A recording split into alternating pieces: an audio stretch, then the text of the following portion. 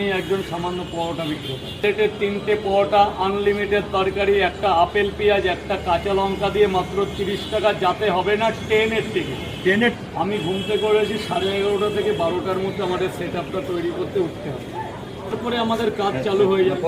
তরকারি রেডি করতে হয়, পেপার গোছাতে হয়, প্লাস্টিক গোছাতে হয়, একটা ভ্যান গোছাতে হয়। 1.5 কিলোমিটার দূর থেকে আমার প্ল্যাটফর্ম, সেখানে বাড়ি যাওয়ার জন্য কাজ থেকে যাওয়ার জন্য রেডি হতে হয়। যেটা আমার কাছে, আমি একটা সাধারণ ঘরের ছেলে, মধ্যবিত্ত ঘরে সামান্য পরোটা বিক্রি করে জীবন জীবিকা চালাই। ঘরে বৃদ্ধ মা বাবা ওয়াইফ আছে।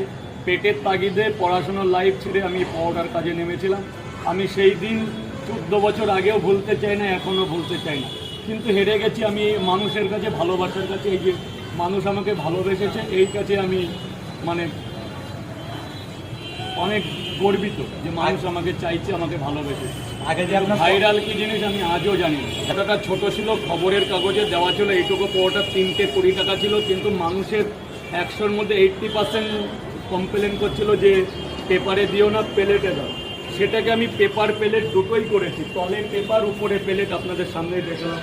সেটা করে পরোটার সাইজ অনেক উন্নত মানের করে 3টে পরোটা 30 টাকা দাম রেখেছি। আনলিমিটেড তরকারি, যেটার মধ্যে আলু, ছোলার ডাল, কাবলি ছোলা, সোয়াবিন, যেদিন যেটা আমার প্রয়োজন হয় দিয়ে নানা রকম তরকারি আনলিমিটেড।